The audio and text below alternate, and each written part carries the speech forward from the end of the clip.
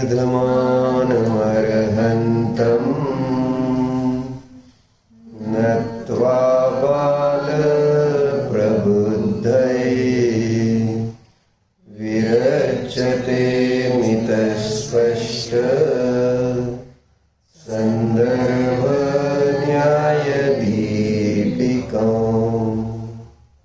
न्यायदीपिका ही जीवनातील सर्वश्रेष्ठ निधी आहे.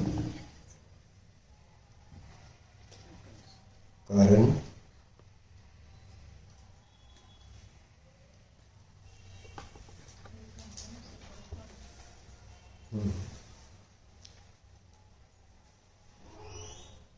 त्यामध्ये दिलेला जो विषय आहे त्याचा जीवनामध्ये जो प्रयोग करतो त्याला खऱ्या सुखाची प्राप्ती होते, निराकुल सुखाची प्राप्ती होते.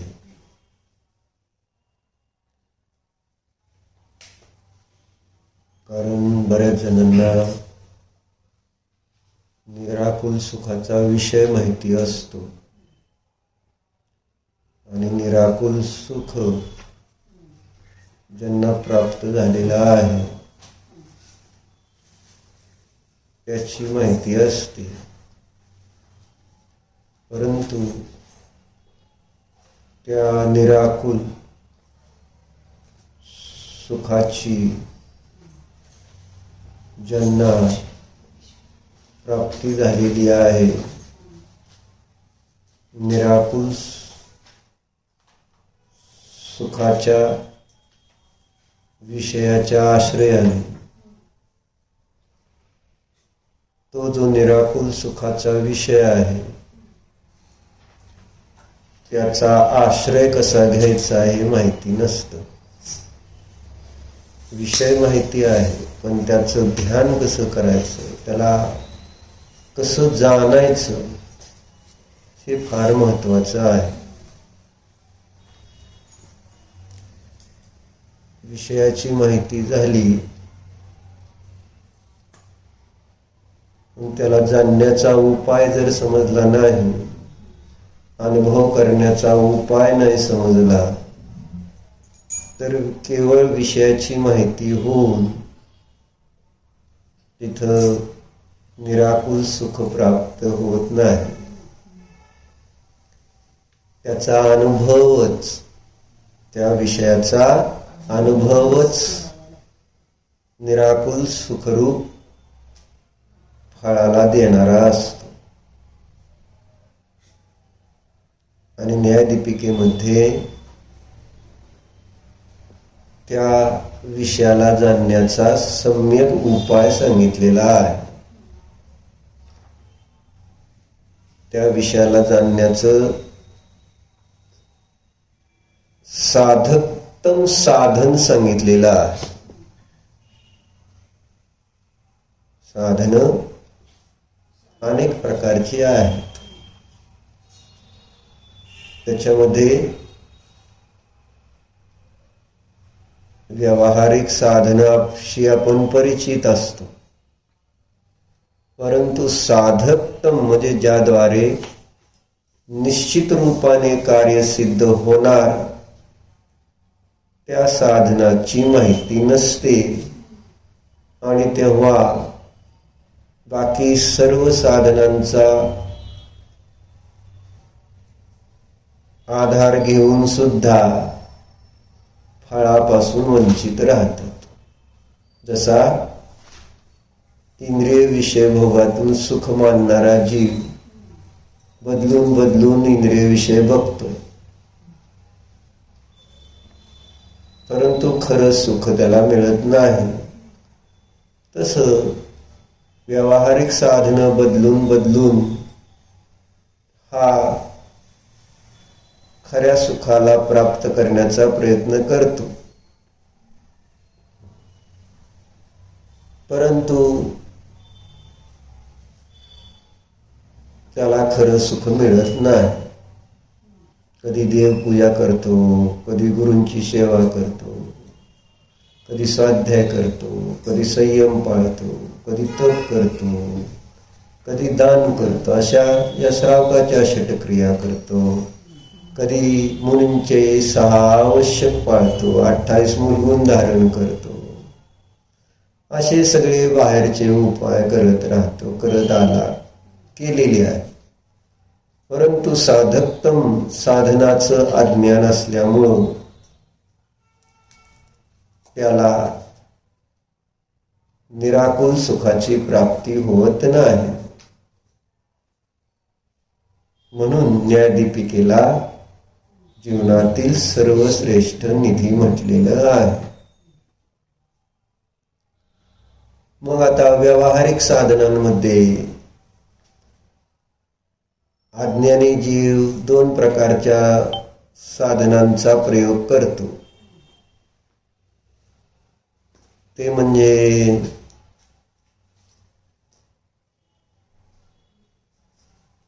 अशुभ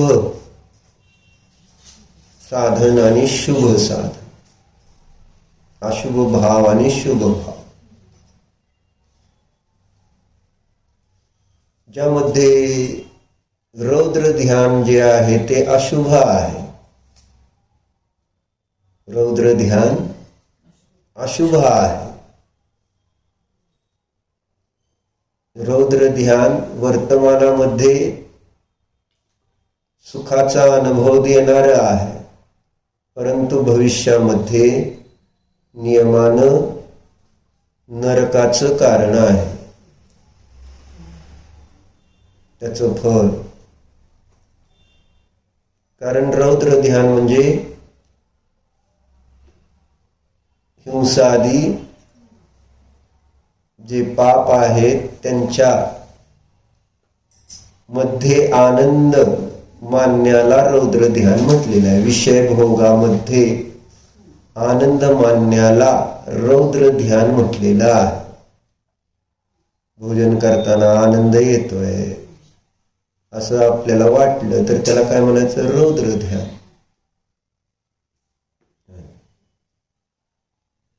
कधी आपण आरशासमोर उभारून चांगले कपडे, चांगले नटून थटून दागिने घालून उभारलो आणि आपल्याला ते आपलं रूप पाहण्यात आनंद वाटला तर ते रौद्र ध्यान. कधी आपण आपलं कार्यालय सजवलं आणि ते पाहून आनंद मानला, कोणी त्याची स्तुती केली आणि आपल्याला आनंद वाटला तर त्याचं नाव आहे रौद्र ध्यान. परिग्रहानंदी रौद्र ध्यान असं आहे. रूप, रस, गंध, स्पर्श, वर्ण, शब्द या सगळ्यामध्ये अज्ञानी आनंद अनुभवतो आणि तो आनंद अनुभवणं हे भविष्यामध्ये नरक गतीचं कारण आहे. कारण रौद्र ध्यानामध्ये परिणामाची संक्लिष्टता अधिक आहे. आणि आपण बघितलं छडालेमध्ये तो जास्त संक्लेश करतो तो नरकामध्ये जातो. अतिसंक्लेश भाव तय मर्यो घोर शुभ्र सागर में पर्यो. असं ते आहे रौद्र ध्यान. ते म्हणून म्हटलं जशी पुढची गती प्राप्त होते तर त्याला कारणभूत जे परिणाम आहेत ते त्या रूप म्हटले जाणार. मग रौद्र ध्यानाने कोणती गती प्राप्त झाली? नरक. म्हणून नरक गती अशुभ आहे का शुभ आहे? अशुभ आहे. म्हणून रौद्र ध्यान अशुभ म्हटलं जातं. मग अज्ञानी जीव काय करतोय? अशुभच. म्हणजे रौद्र ध्यान रूप परिणाम करतोय. आणि ते पण रौद्र ध्यान रूप परिणाम कोणाला होतात? कोणाला होतात? ज्याने शुभ परिणामाने पुण्य बांधून त्याला त्या पुण्याच्या उदयात मिळालेले विषय भोगाची सामग्री त्यालाच होणार. त्याला मिळालेली नाही त्याला रौद्र ध्यान कसं करतात? साधं गणित आहे. विषय भोगाची सामग्री कोणाला मिळत नाही? ज्याच्या पापाचा उदय आहे. आणि आज आपण बघतो की आपलं किती सगळं चांगलं आहे का नाही? आता पूर आलेल्या ठिकाणी लोकांची काय अवस्था आहे? आपल्याला काय दया माया येते का त्याच्याबद्दल? जाऊ दे, ते नंतरचं. पण पूर आलेल्या लोकांची अवस्था तुम्हाला माहित आहे. असे अनेक लोक असतात मजुरी करून गावाकडे जगणारे, तेवढंच त्यांचं छोटंसं घर आहे ना, तेव्हा जे काही घरात थोडंफार सामान असेल तेवढंच आहे ना, किंवा एखादं जनावर असतं त्यांच्याजवळ, गाई शेळी म्हैस असतं, आणि पूर आला, सगळं वाहून गेलं. त्यांचे कसे तरी प्राण वाचलेत असं समजा. असे तर जीव पण मेले, माणसं पण मेलीत बरेच, पण आता काही वाचले. मग त्यांची अवस्था आणि आपली अवस्था कधी तुलना केली का? आपण विचार करतोय का की आपल्याला काय मस्त चांगली आणि सिमेंट कॉन्क्रीटची बिल्डिंग आहे, कुठे इथं पाण्याचा काय प्रॉब्लेम नाही, कसलाच त्रास नाही. त्या जीवांची अवस्था आणि आपली अवस्था.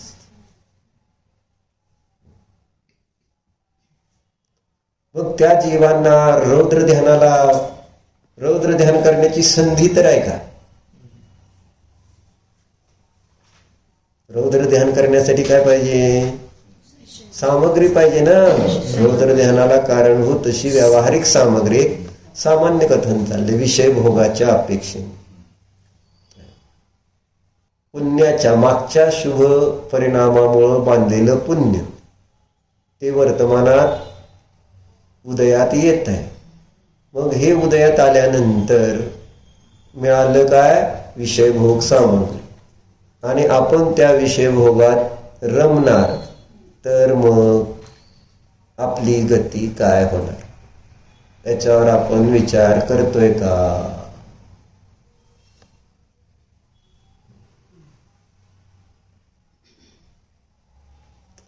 ते जे पुरामधले लोक आहेत ते आर्त ध्यान करणार माझं गेलं, इष्टाचा वियोग झालेला, आणि त्यामध्ये ते एखाद्या वेळेस देवाचा धावा तर करत असतील. देवा आता माझं कसं होणार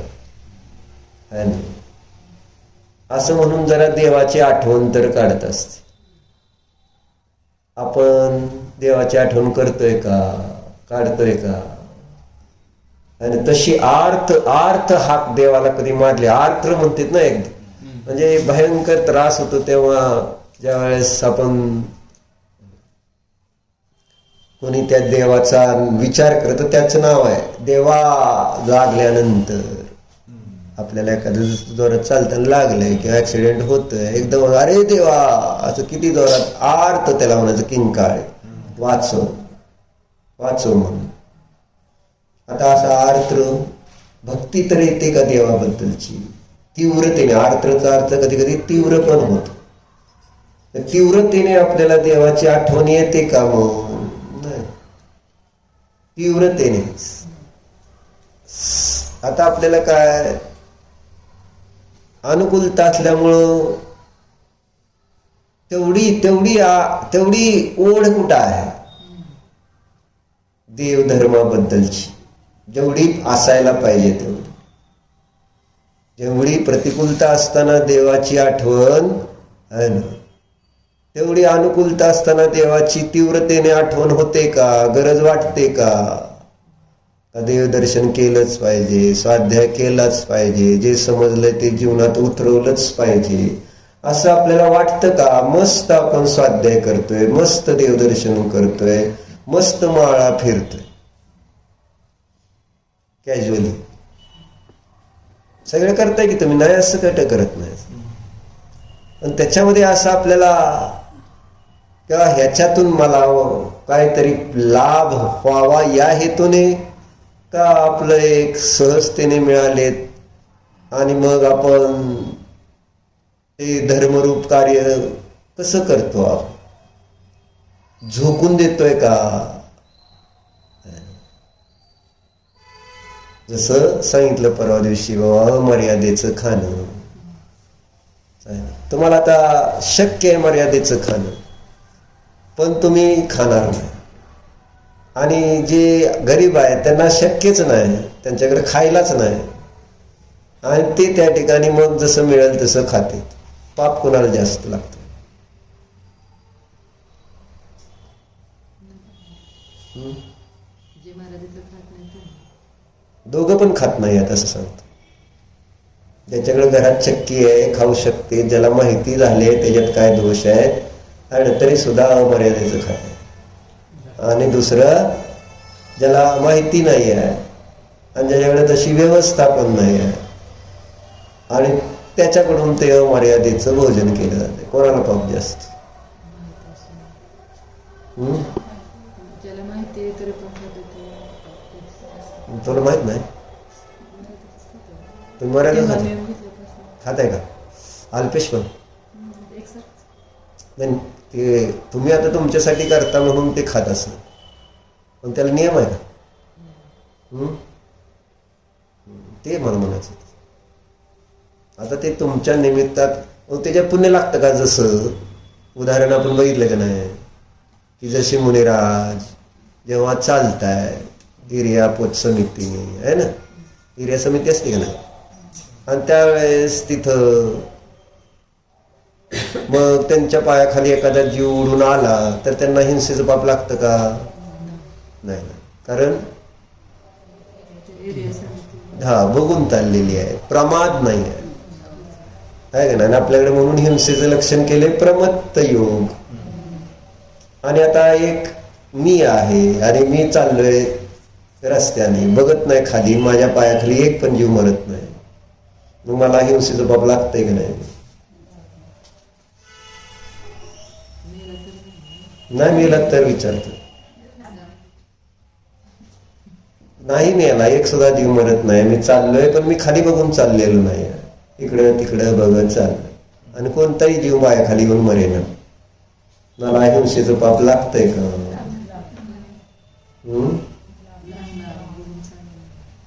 मग म्हणून तर हिंसेचं लक्षण आधी सांगितलं ना. प्रमाद हिंसेचं लक्षण केलं का नाही तत्वसूत्रामध्ये. मग अल्पेश जर खात नाही, आता खात नाही आहे अमर्यादेच, परंतु त्याला अमर्यादेचा त्यागाचा नियम नाही, तर त्याला पाप लागतंय का नाही अमर्यादेच्या खाण्याचा?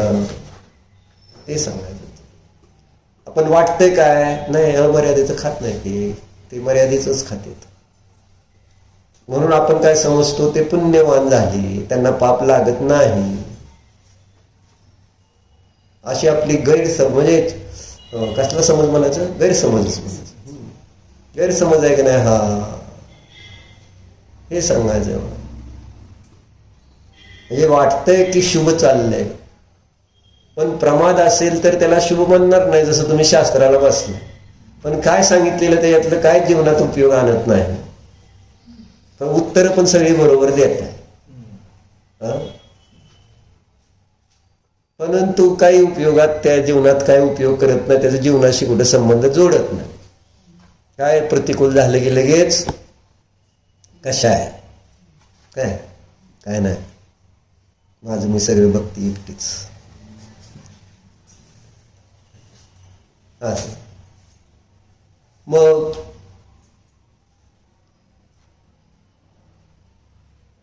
मग आपल्याला काय इथं जे हे चाललं ऐकणं वाचणं हे सगळं प्रमादाने युक्त आहे का नाही? मग म्हणून तर सिद्धमला भीती वाटते, त्याच्यात प्रमाद नाही. तुमच्यात तुम्ही ऐकताय, सगळं समजताय, पण तुम्हाला म्हणताय की काय नसतं, ती फक्त ऐकण्यात सांगण्यापुरतं असतं. त्याच्यानंतर आपल्याला व्यवहार तर तसाच करावा लागतो आहे ना, किती कसंही सांगू दे. तू नियम घेतलाय का अमर्यादेचं खाणार नाही घरात म्हणून? नाही ना. आता परवा तू होता का नाही त्या दिवशी सांगताना अमर्यादेचं पाप किती मोठं आहे सांगितलं का नाही? कांदा लसूण बटाटा खाण्याचं पाप का अमर्यादा खाण्याचं पाप मोठं आहे विचारलं होतं का नाही? कोणतं पाप मोठं होतं का? त्रस जीवाची हिंसेचं पाप मोठं का म्हटलंय? काय कारण सांगितलं होतं? परिणामामध्ये संक्लिष्टता जास्त होते जेवढ्या चांगल्या पर्यायाला, कारण हे चांगल्या पर्याय पुण्याने मिळते. आपण बघतोय निगोदातनं स्थावर होणं दुर्लभ आहे, स्थावर मधून आहे ना द्विंद्रिय म्हणजे त्रस होणं दुर्लभ आहे. एक पर्याय पुढच्या दुर्लभ आहे. मग अशा पुण्याने प्राप्त झालेल्या त्या पर्यायाचा घात केला जात असताना त्याचं फळ मोठं आहे, मग त्याची चिंता नाही. किती माळा केल्या, किती वाचलं केलं, पण सासू सुनाचं मेळ जर बसवला नाही तर मग काय लाभ काय? नुसतंच इथं ऐकायचं सगळे जीव भगवान आहेत, भगवान आहेत. ठीक आहे ना, विपरीत वृत्ती असेल तर माध्यस्थ राहू शकतो ना. द्वेष करायचं कुठंच इथं स्थान नाही ना. परंतु आपण माध्यस्थ राहतो का द्वेष करतो? आता सांग, जावाचं तुला तुझा दाव्याच्या प्रती द्वेष आहे का माध्यस्थ व्हावा? ऐका हा, रेकॉर्डिंग चालू आहे. हे तेजश्रीच्या प्रती ग जाऊ म्हटलं, एकच जाऊ आहे का तुला? तेजश्रीच्या प्रती का तिने काय तुझं वाईट केले? विपरीत वृत्ती असेल तर मध्यस्थ व्हा. बघा, चांगलं मदत करून सुद्धा मध्यस्थ राहू का? मी म्हटलं, मी काय म्हणणार होतं बाबा, तिथं प्रेम भाव, प्रमोद भाव असे भाव पाहिजेत ना. विपरीत वृत्ती वाल्या त्यांनी सगळं दिलंय. कोणाच्या प्रती कोणता भाव? सत्वेषु मैत्रीं गुणेषु प्रमोदं क्लिष्टेषु जीवेषु कृपा परत्वं माध्यस्थ भावं विपरीत वृत्तो सदा ममात्मा विदधातु देव. प्रत्येका कोणत्या जीवाच्या प्रती कोणता भाव असा स्पष्ट शब्दात त्यांनी उल्लेख केला. बघा, विपरीत वृत्ती, त्यात काय गप्पा मारायला तेवढं बरोबर आहे, बाकी सगळं तुमचं तुमचं तुमचं आणि आमचं आमचं आमचं. सांगायचं तात्पर्य हे आहे की साधन भलेही आपल्याकडं आहे ना. म्हटलं रौद्र ध्यान अशुभ ध्यान आहे. ते रौद्र ध्यान अशुभ ध्यान आहे. आणि हे अशुभ ध्यान केव्हा होतं? जेव्हा सामग्री मिळते पुण्याने भोगाची, तेव्हा बनत आहे.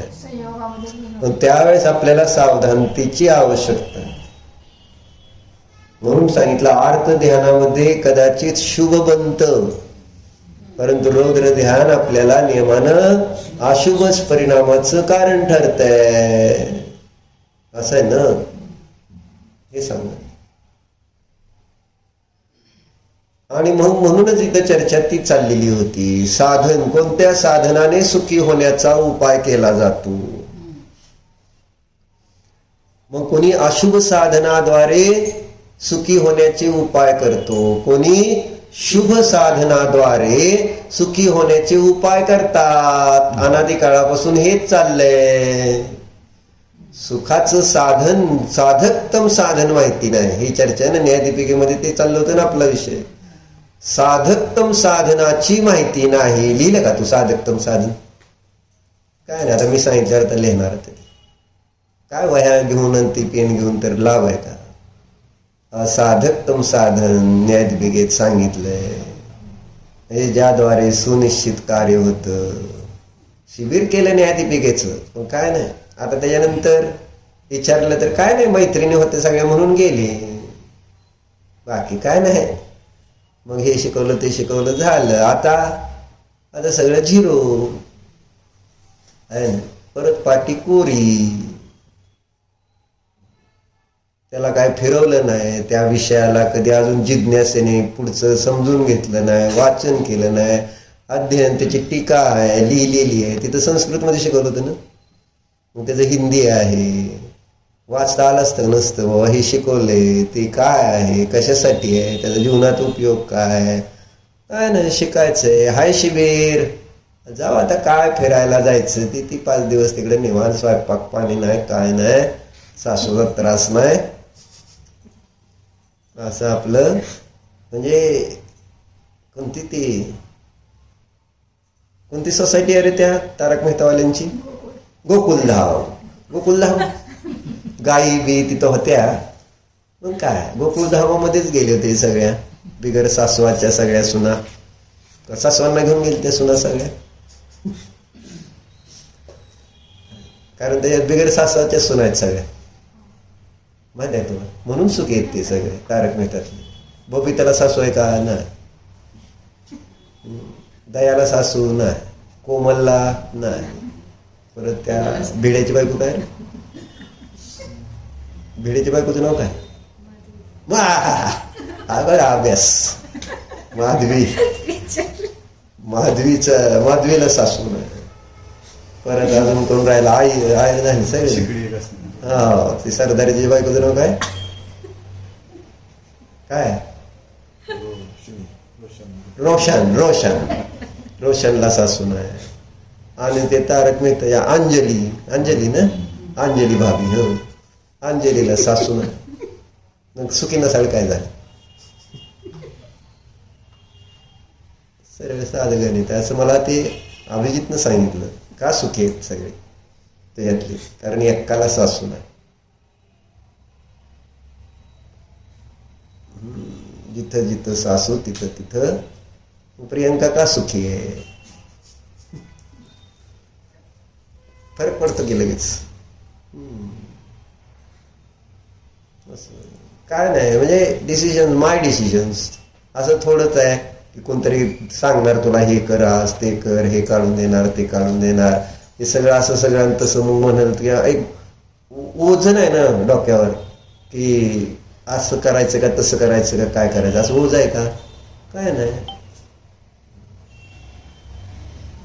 सासू असल्यावर मग तिला कर्तृत्व भाव असतोच ना, त्याच्यामुळे मग ती मध्ये मध्ये करणारच की. बरोबर आहे का ना? थोडं मी सांगतोय तर करायचं, हे असं करायचं, असं करायचं, असं करायचं. आणि सुना म्हटल्यानंतर जनरेशन गॅप मुळे मग परत फरक पडतो. चर्चा आपल्याला ती नाही. काय करायची ती चर्चा? काय चालला तो विषय? साधक. लिहित नाही, काय नाही, ह्याच्यावरनं विषय निघाला. काय लिहायचंय काय नाही त्याचं प्रयोजन म्हटलं ना. खरं तर एक एक गोष्ट रोज आपण ऐकतोय, त्याच्यावर जर चिंतन केलं तर किती. आता प्रणिताजी काल सांगत होत्या का दुपारी आम्ही अभावाची चर्चा, थोडीशी नास्ती धर्माची चर्चा करतोय. ते म्हटले किंवा मी त्याच्या आश्रयाने ध्यान केलं त्या विषयाच्या द्वारे, तर मला छान आनंद आला. म्हणजे ध्यान करताना तर आपण याचा उपयोग करतो का? आणि ध्यान करतो तर का, हा मोठा प्रश्न येतो. पुन्हा करते का ध्यान संध्याकाळी? रोज करते का? संध्याकाळी करते का सकाळी? तो संध्याकाळी. मग काय इथं वाचलेलंच कधी येतं का विचार? काल काय केली चर्चा, काय ध्यान केलं सर? कारण मी बघतो इथंच जेव्हा आपण ध्यान सुटल्यानंतर, हे शास्त्र सुटल्यानंतर ध्यान सांगतेत ना, तर याचा संदर्भच नसतो. याच्यातलेच काही विषय जे ध्यानाशी रिलेटेड आहेत ते विषय घेऊन आपण ध्यान सांगू शकतो जर, कारण लगेच ताजं ताजं असल्यावर.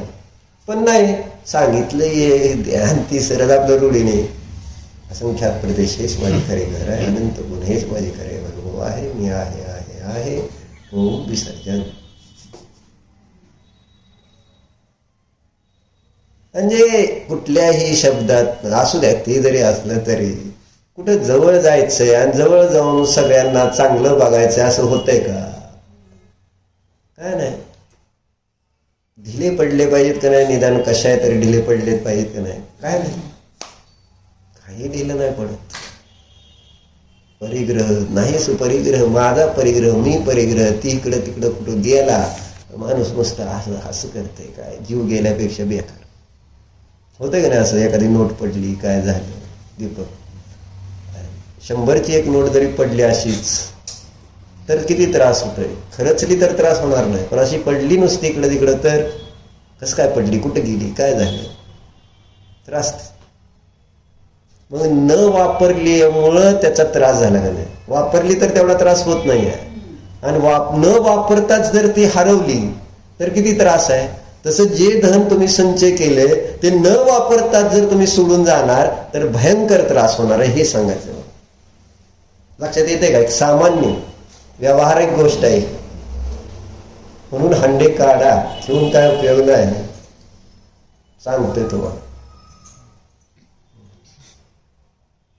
न वापरता त्रास जास्त होतो. म्हटलं न वापरता ती गोष्ट आपली आहे आणि आपण ते वापरायची नाही, तशी हरवणारच ना. मेलं म्हणजे आपल्यासाठी ते हरवल्यासारखे. जसं मागचा जन्म आज माझ्यासाठी हरवलाय ना, मी कुठं आहे मला माहितीच नाही. काय होतो कसं होतो काय माहिती आपल्याला, हरवलंय ना सगळं. तिथं किती मोठं वैभव असेल काय आता, काहीच नाही, सगळं हरवलं. नाही इथलं पण वैभव हरवून जाईल का नाही, मग काय करणार, किती त्रास होईल. म्हणून असलेल्या वैभवाचं नेहमी, म्हणून काल डॉक्टरांनी सांगितलं, घरामध्ये ज्या वस्तू 6 महिने ज्या वस्तूंना आपल्याकडनं हात लावला गेला नाही तर त्या वस्तू आपल्याला शाप देतात.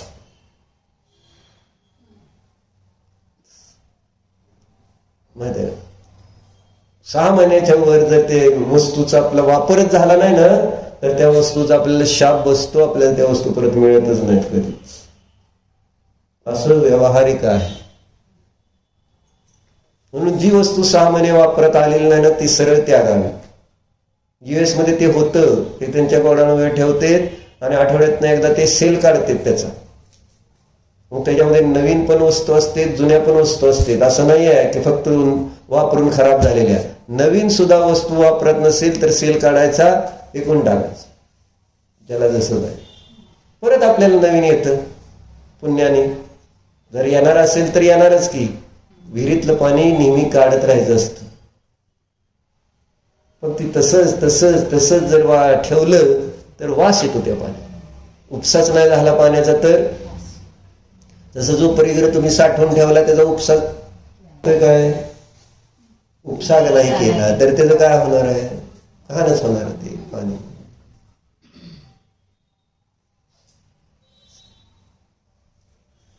ही साधनं आहेत, साध्य नाही आहेत हे पण कळलं पाहिजे. पण आपण साधनांना साध्य करून टाकतोय. धन हे साधन आहे का साध्य आहे दीपक? साधनचा अर्थ काय होतो? हा, उपयोग करायचा, त्याचा उपयोग करणं त्याचं नाव. साध्य म्हणजे ज्याच्यासाठी उपयोग करायचा आणि ज्याच्याद्वारे त्याला म्हणायचं साधन.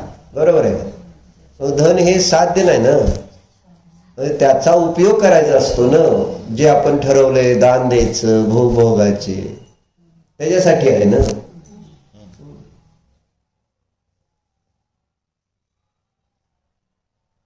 नाहीतर मग काय होणार, 2 ध्यान होणार. आर्त ध्यान नाही तर दोन ध्यान होणार. आर्त ध्यान नाही तर रौद्र ध्यान. माझ्याकडे एवढं धन आहे म्हणून रौद्र ध्यान, आणि हे माझं धन नष्ट होऊ नये म्हणून आर्त ध्यान. ही 2 ध्यान निरंतर चाललेली असते, आर्त आणि रौद्र ध्यान. आणि त्या आर्त रौद्र ध्यानाद्वारे सुखी होण्याचा उपाय करतो. सुखी होण्यासाठी काय, आर्त ध्यान आणि रौद्र ध्यान. जेव्हा की हे आर्त रौद्र ध्यान नियमानं दुःखाचं कारण आहे, सुखाचं कारण नाही.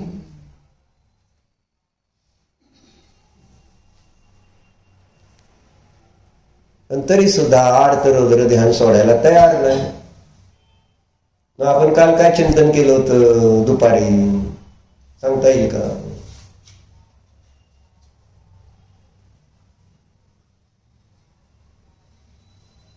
मग संध्याकाळी ध्यानच केलं नाही ना तू, त्याच्यामुळे नाही लक्षात. जर तू संध्याकाळी ध्यानामध्ये हा विषय घेतला असता, 2दा झाला असतं रिपिटेशन, तर आपोआप तुला आता सांगता आलं असतं की मी असं ध्यान. आणि जेव्हा ध्यान करतो ना आपण, त्याचे संस्कार पडते. संस्कार पडल्यानंतर चांगल्या प्रकारे आपल्याला ते लक्षात राहतं. सांगण्यासाठी म्हणून नव्हे, पण ऑटोमॅटिकच ती पद्धती आहे. पुन्हा पुन्हा एखादी गोष्ट फिरवली तर ती जसं आपल्याला पाठांतर करायचं, तर पुन्हा पुन्हा आपल्याला त्याला चिंतन करावं लागतं, वाचन करावं लागतं. तर आपल्याला काही एकदा वाचलं भक्तावर म्हणजे पाठ झालं नाही ना. मग तसंच आहे. आता ही किती रोज म्हणतोय अभिजित, भक्तावर स्तोत्र रोज म्हणतोय. कधी आता 1 वर्ष झालं म्हणतोय असं समज.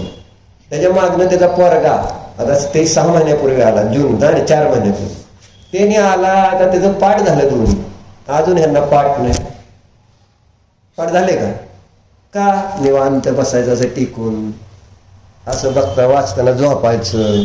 काय म्हणतोय त्याच्याकडे लक्ष नाही. पाठ व्हायचं अवघड होतं. तेजश्रीचं पाठ झालं ना. तुझं पाठ झालंय का अभिजित अजून? आणि होणार का? नाही होणार. कारण त्याच्या कॅज्युअल काय त्याच्यात म्हणजे म्हणायचंय फक्त, मामा म्हणते मी म्हणतो आपलं, पण म्हणताना सुद्धा ते कॉन्सन्ट्रेशन नाही. तर आज पाठ नाही त्याचं. मागणं मुलाचं पाठ झालं, येऊन 3 महिन्यातच पाठ झालं त्याचं. न बघता आता सगळं येतंय त्याला. आणि व्यवस्थित शुद्ध. अजून त्याच्यातले काही श्लोकातले शुद्ध वाचन सुद्धा करता येत नाही, इतक्या वेळा रोज ऐकून सुद्धा होते का नाही? कारण काय? आणि मग फक्त दुसऱ्या म्हणायचं ते अशी करते ते तशी करते. आपण काय करतोय हा प्रमाद का? काय आपल्याला नाही फरक पडत. नाही पाठ झालं तर काय होतं त्याला? नाही आलं म्हणतात चांगलं तर काय होतंय त्याला? काय होतंय त्याला हेच तर आहे याच्या बाबतीत. आता तिथं ते मधुर मिलन मध्ये पावसाच्या पाण्यामुळे एक त्या पीओपी एंट्रन्सला आहे ना, एक पीओपी आहे केलेलं माहिती आहे का तुम्हाला?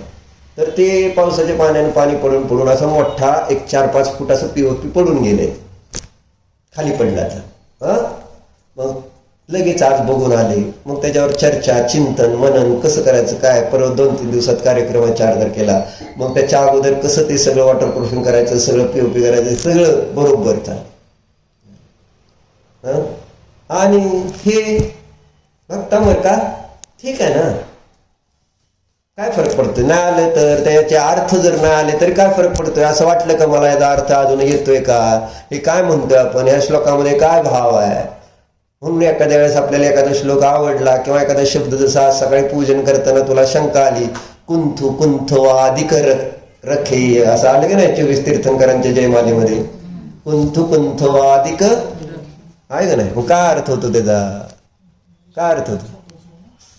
ते संपलं याच्यातलं सेल, ते बायला ऐकू यायचं नाही तिथं. नाही फोन फक्त द्या, बाकी काय नाही. ठेवायचं. तर काय म्हणायचंय? कुंथू कुंथू अधिक रखेचा अर्थ काय केलं का नाही? 24 तीर्थंकरांचं पूजन. मग काय त्याचा अर्थ काय? कधी विचारला का? काय अर्थ असतो का नसतो त्याला? आणि काय आपल्याला नाही समजलं तर काय फरक पडतो? असंच आहे का नाही? धर्मामध्ये सिरियस व्हा, ह्याच्यामुळंच फरक पडणार आहे. तुम्ही काय फरक पडतोय असं ज्याला समजून बसलाय ना, त्याच्यामुळेच तर सगळा फरक पडायला लागलाय. म्हणजे जो फरक पडायला पाहिजे तो न पडता दुसराच फरक पडतोय.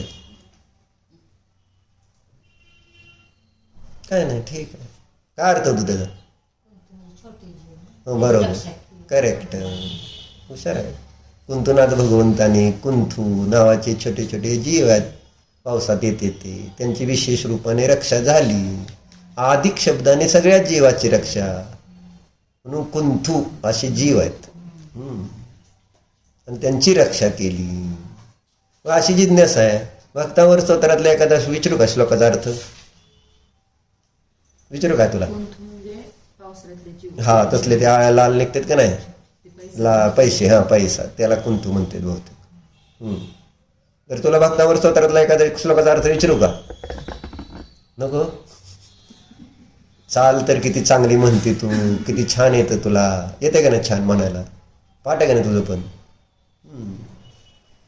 मग त्याच्यात किती मोठी भक्ती आहे. मी तर रोज मला कोसतो, एवढी चांगली भक्ती असताना मला असे भाव होतात की 48 श्लोक केव्हा संपतेत म्हणून.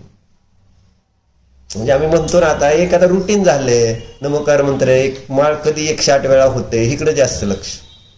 आनंद घ्यायचा, पंचपरमेश्वर स्मरण घेत करत, त्यातनं बाबा आपल्याकडनं घडलेल्या पापाबद्दल आपण करतो ना ते प्रायश्चित म्हणून माळ, तर ती संपवायची असते का त्याच्यामध्ये आपले परिणाम विशुद्ध करून आपलं पाप संपवायचं असतं?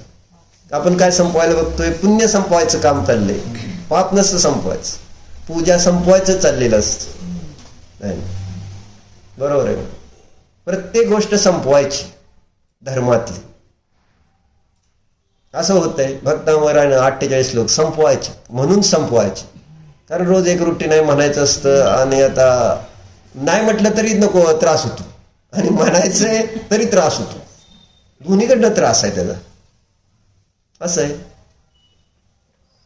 म्हणून असं मला वाटतं की बाबा मानतुंगाचार्यांची काय भक्ती असेल ती, त्या आदिनाथांचं डोळ्यासमोर, त्यांच्या डोळ्याने मनामध्ये ते आदिनाथ साक्षात अरिहंतावस्थेला प्राप्त, त्यांचं ती अरिहंतावस्थे परमावधारिक शरीर, ते अष्टप्रातिहार्य, आणि ते त्यांना सगळं त्यांचं मुख कसं, सगळे पहिले जर बघितले आपण आहे ना 25-26 नंबर श्लोकापर्यंतचे श्लोक, तर सगळे कसे आहेत? तुभ्यम नम त्रिभुवनार्तिहराय नाथ तुभ्यम नम क्षितितलामलभूषणाय. हे 27व्या श्लोकापर्यंत सगळं त्यांच्या सगळ्या वैभवाची म्हणजे अंतरंग वैभवाची स्तुती केली. आणि मग पुढे 28 पासून बहिरंग वैभवाची स्तुती चालू झाली. त्या अष्टप्रातिहार्य आणि त्यांच्या निमित्तात सगळं आपलं भय नष्ट होत आहे. बहिरंग संकट जर समजा हत्ती आला, सिंह आला, एखादं त्या ठिकाणी जंगलामध्ये आग लागली, त्या जंगलात तुम्ही असचाल, किंवा एखादा साप आला भयंकर, एखादं मोठं युद्ध चालू असेल आणि त्याचे संबंधी आले, एखाद्या नौकेतून तुम्ही चाललेला असाल है ना, त्या समुद्रात मोठ्या लाटा येत असतील, किंवा तुमच्या शरीरात एखादा जलोदर रोग झाला असेल, किंवा तुम्ही आपाद कंठमरू, तुम्हाला तर कधी कोणी बांधलंच नाही.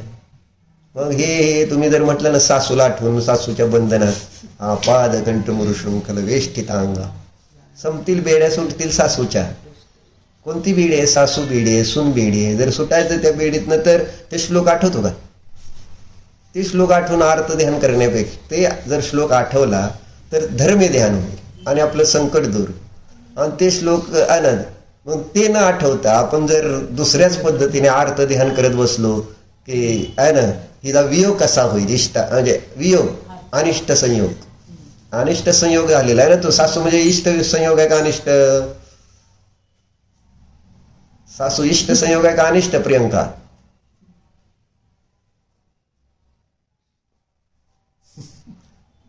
बर, सुनबाई अनिष्ट संयोग आहे का इष्ट संयोग आहे? काय इष्ट अनिष्ट काय नसतं. डायरेक्ट अशी उडी मारायची म्हणजे समोरच्याचं गप कसं बसवायचं येते चांगलं.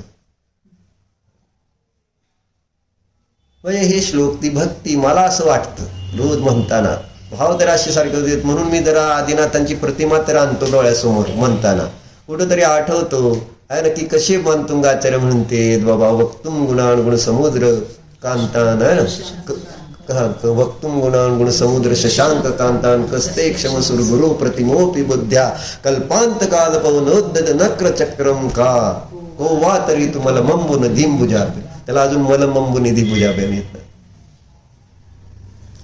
तिथं अडखळतो नेहमी तो.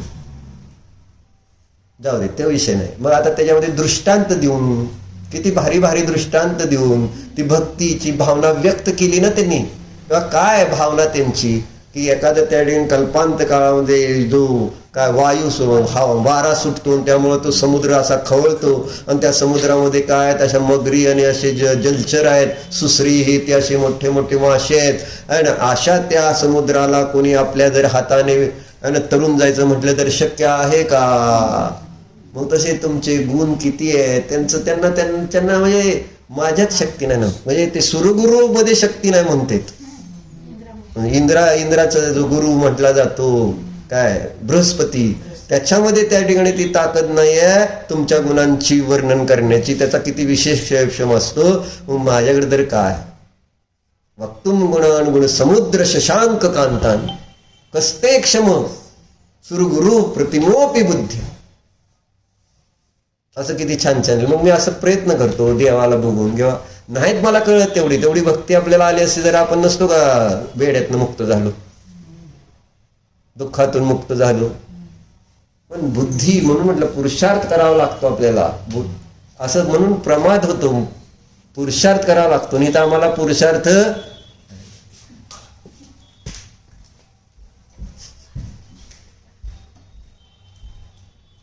असं सांगायचं काय.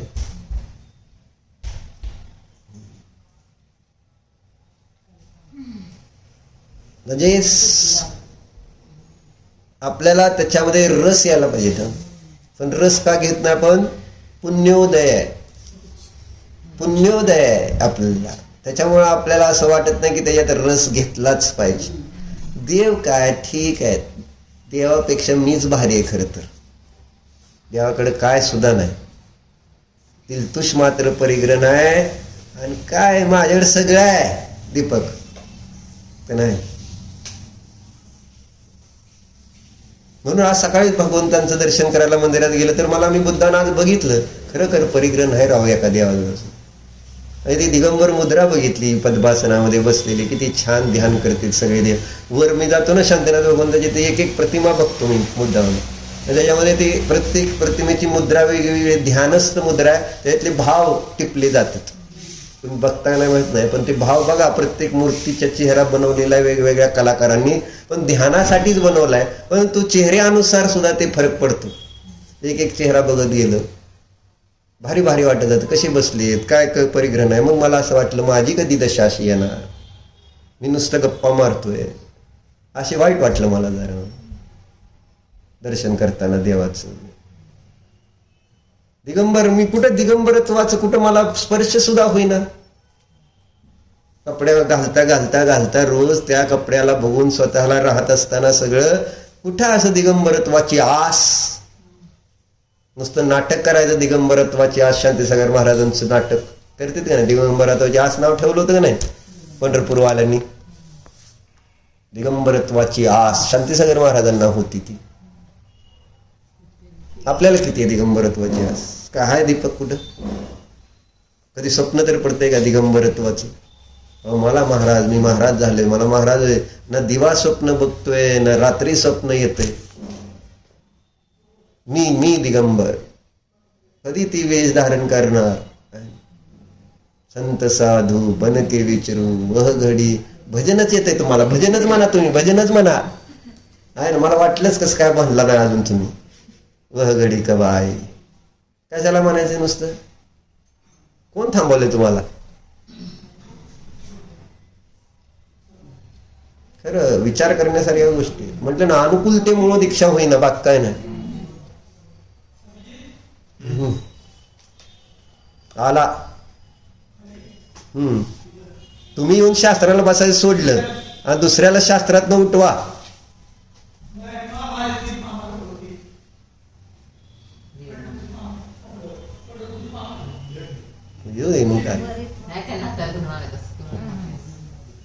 मग काय कोणाबरोबर एकटे झाले काय?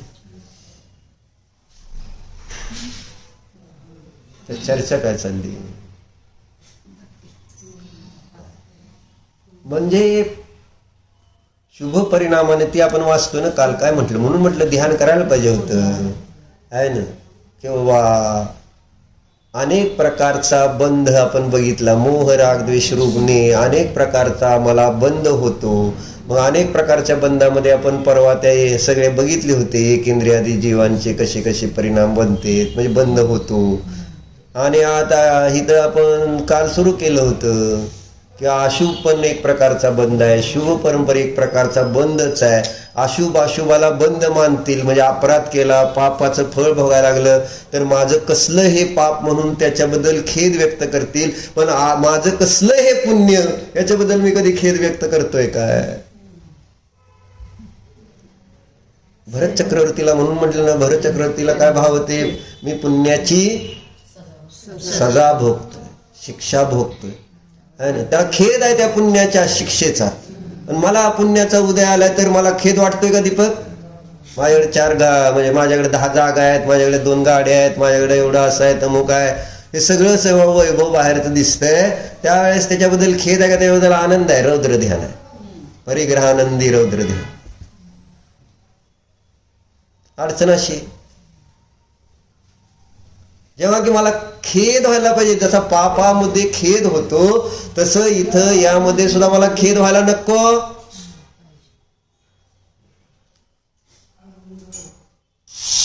मग ते परिणाम. मग आज जैन धर्म मिळून जर मला ते नाही झालं, बाकी सगळं आपण पापात प्रत्येक वेळेस खेद करतोयच की, करणार न सांगता केला जातो तो खेद.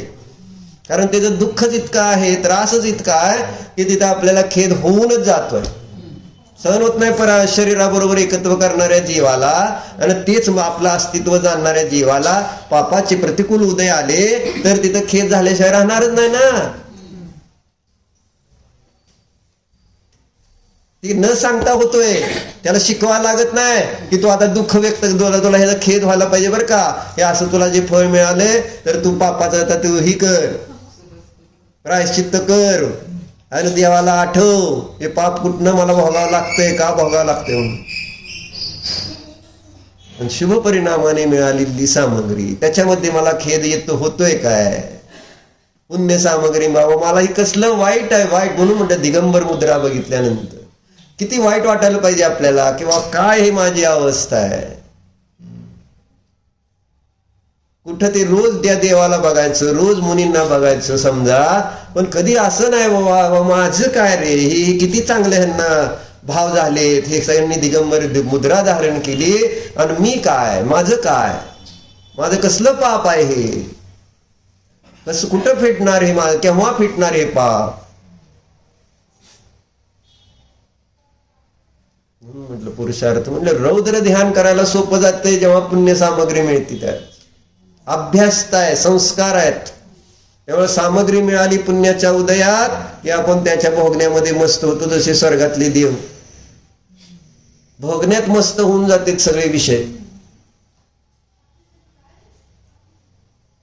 तसं मला पण आज मिळाली सामग्री तर सगळे विषय भोगण्यामध्ये आपण मस्त होऊन गेलो.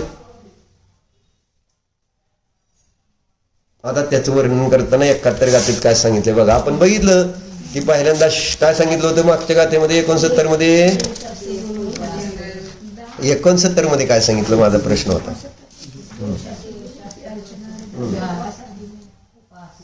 इंद्रिय सुखाचं जे स्वरूपाचं विचार करताना तिथं काय सांगितले की बाबा आता त्याचं साधन स्वरूप, त्या इंद्रिय सुखाचं जे कारण आहे ते कोण आहे. तर त्यांनी सांगितलं जी देवपूजा, गुरूंची पूजा, दान, शील, उपवास अशा रूपाने परिणत जो शुभोपयोगी आत्मा आहे त्या जीवाला त्या ठिकाणी बाहेरची ही सगळी सामग्री मिळते, शुभ पुण्य सामग्री मिळते असं. आणि मग पुढं काय सांगितलं होतं कि इंद्रिय सुख है ना को शुभोपयोग के साध्य के रूप में कहते हैं. मग काय झालं, इंद्रिय सुख हे शुभोपयोगाच्या द्वारे मिळालं. शुभोपयोग युक्त आत्मा तिर्यंच मनुष्य देव होकर उसे उतने समय तक विविध इंद्रिय सुख प्राप्त करता है. जोपर्यंत तो पुण्याचा उदय आहे तोपर्यंत ते इंद्रिय सगळे सुखाचे सामग्री प्राप्त होत राहते. तर आता मामाचीच अवस्था बघा, इंद्रिय सुख सामग्री सगळी आहे पण दम लागतोय.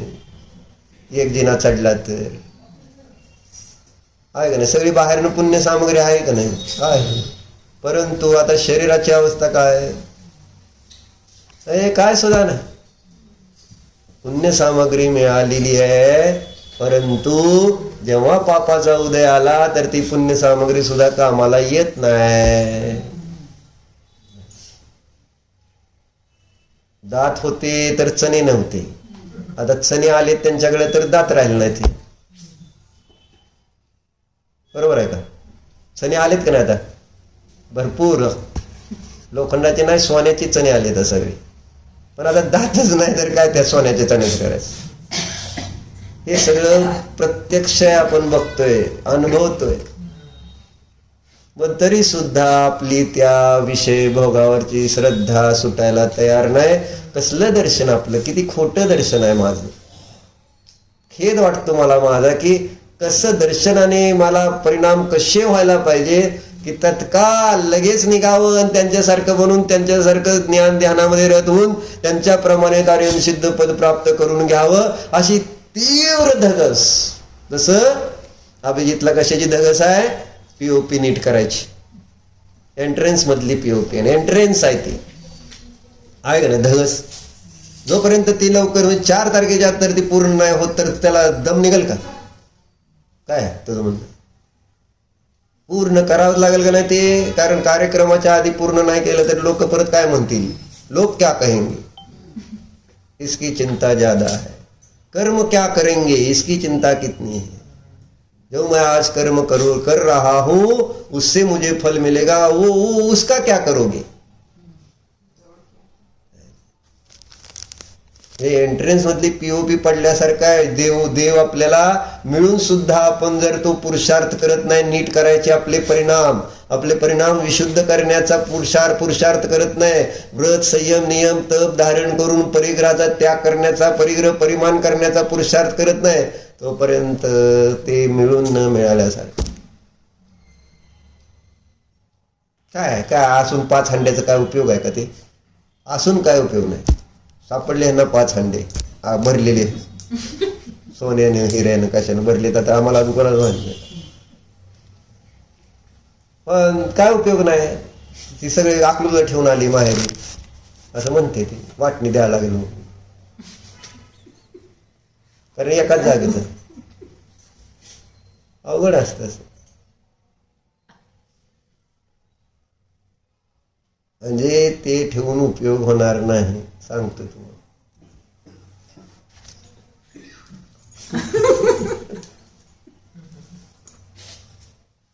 सांगायचं काय? चांगलं नाही हो हे. काय चांगलं नाही अभिजित? सगळं पीओपी पडलेलं चांगलं नाही, ते नीट करणं किती गरजेचं आहे. तसं हे चांगलं मिळालेलं आहे आणि आपल्याला हे म्हणजे आपला जीव दोषामध्ये त्या ठिकाणी आपल्या जीवामध्ये दोष उत्पन्न होत आहेत. ते म्हणजे इतकं चांगले मधुर मिलन आहे, त्याची एंट्री खराब. तसं इथं सगळं चांगलं आपल्याला पुण्याने देवशास्त्र गुरु मिळाले आणि मी जर त्याच्यामध्ये माझ्यामध्ये कशा आहेत परिग्रहाची आसक्ती आहे ती जर आहे तर ती पीओपी एंट्रन्स मध्ये पडल्यासारखी.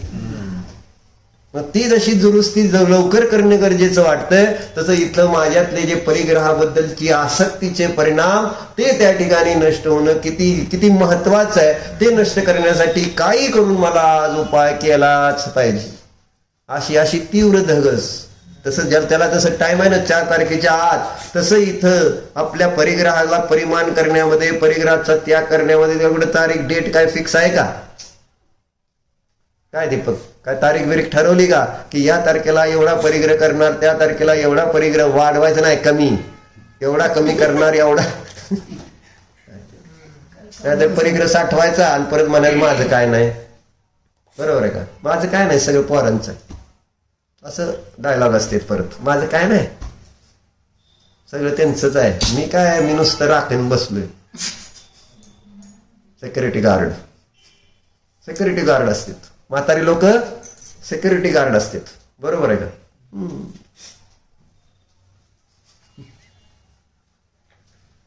चिंतन करावं लागेल.